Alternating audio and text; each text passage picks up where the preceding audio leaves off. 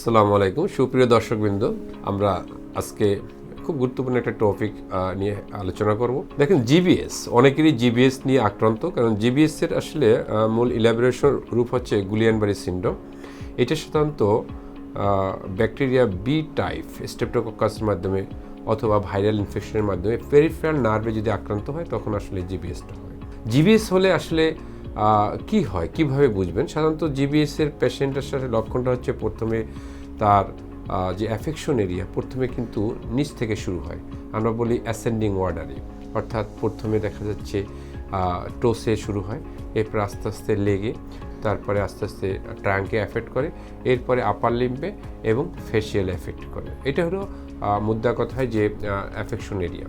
তবে সুখের কথা হচ্ছে যে এই জিবিএস হলে কিন্তু আসলে আতঙ্কিত হওয়ার কিছুই নেই, কারণ জিবিএস হচ্ছে একমাত্র মেডিকেল কন্ডিশন বা ডিজিজ আমরা বলতে পারি যেটা সম্পূর্ণরূপে কিন্তু ভালো হয়ে যায়।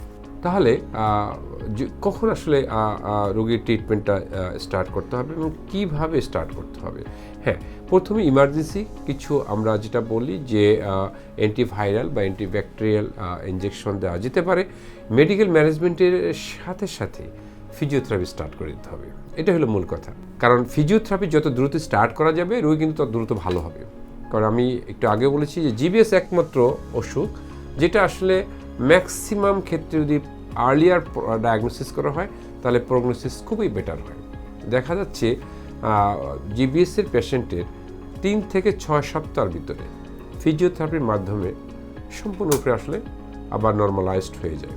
তবে যদি কারো ডিলে হয়ে যায় ট্রিটমেন্ট করতে, সেক্ষেত্রে দেখা যাচ্ছে অনেক ক্ষেত্রে তাদের কিছুটা দুর্বলতা থাকে, কিন্তু দুর্বলতা থাকলেও তার ট্রিটমেন্টও কিন্তু একমাত্র ফিজিওথেরাপি। কারণ এই জিবিএসসি পেশেন্টের জন্য একটি বার্তা, সেটা হচ্ছে যে যখনই জিবিএস এভাবে আক্রান্ত হবে রিহ্যাবিলিটেশন বা ফিজিওথেরাপি এটা কিন্তু খুব দ্রুত স্টার্ট করতে হবে, কারণ এটার মাধ্যমে মাসেল পাওয়ার বাড়তে হবে। কারণ এখানে যেটা হয়, অল মাসেল আর জাস্ট লাইক এ প্যারালাইসিসের মতো হয়। সিমটম কি, রুগী বলবে যে পিনস আর নিডেল সেন্সেশন, সুই ফুটালে যেমন মনে হয় এরকম হবে, কারণ পেরিফেরাল যে নার্ভাস সিস্টেম নার্ভ সেগুলি কিন্তু আসলে অ্যাফেকশন হয়।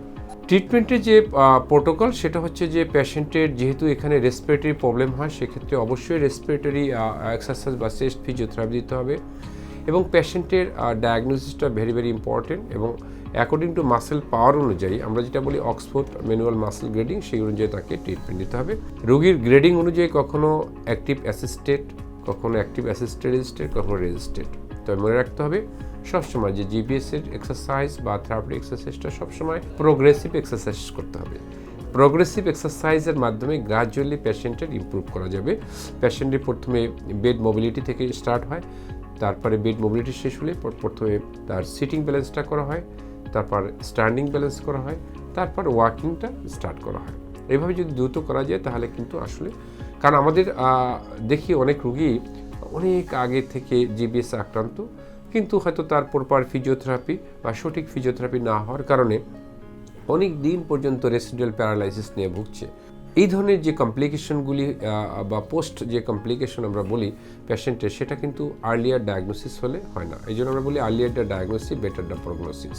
সো জিবিএস হলে অবশ্যই প্রথমে যেটা হচ্ছে যে ইমার্জেন্সি ম্যানেজমেন্ট হসপিটালাইজড করার পরে অবশ্যই একজন বিশেষজ্ঞ ফিজিওথেরাপিস্টের তত্ত্বাবধানে ফিজিওথেরাপি নিতে হবে। আপনারা অনেকেই জানতে চান যে আসলে এসপি হসপিটালে জিবিএসসি পেশেন্টের ট্রিটমেন্ট কীভাবে করে। দেখেন, এসপি হসপিটাল হচ্ছে একটি কমপ্লিট রিহ্যাবিলিটেশন হসপিটাল। এখানে অভিজ্ঞ বা বিশেষজ্ঞ ফিজিওথেরাপিস্টের সরাসরি তত্ত্বাবধানে এক্সপার্ট ফিজিওথেরাপি টিমের মাধ্যমে হলিস্টিক অ্যাপ্রোচের মাধ্যমে খুব সুন্দরভাবে, খুব নিপুণভাবে পেশেন্টের চমৎকার ম্যানেজমেন্ট করা হয়, যার জন্য জিবিএসসি পেশেন্ট কিন্তু আবার আগের মতো নর্মাল লাইফে ফিরে যায়। সো যাদেরই এরকম জিবিএসে আক্রান্ত হবে, আপনাদের নিকটস্থ কোনো রিহ্যাবিলিটেশন হসপিটালে যদি সুযোগ থাকে তাহলে আপনারা সেখানে রেখে ভর্তি করতে পারেন, অথবা সরাসরি আমাদের এসপি হসপিটালে চলে আসতে পারেন। কারণ এসপি হসপিটালে আপনাদের এই ম্যানেজমেন্টে আসলে আমাদের সফলতার হার খুবই ঈর্ষান্বিত। এখানে পেশেন্ট এসে তার নর্মাল লাইফ আবার ফিরে পায়। সো আজকে পর্যন্তই, আবার কথা হবে নতুন কোনো টপিক নিয়ে। সে বন্ধু সবাই ভালো থাকবেন, সুস্থ থাকবেন। আল্লাহ হাফিজ।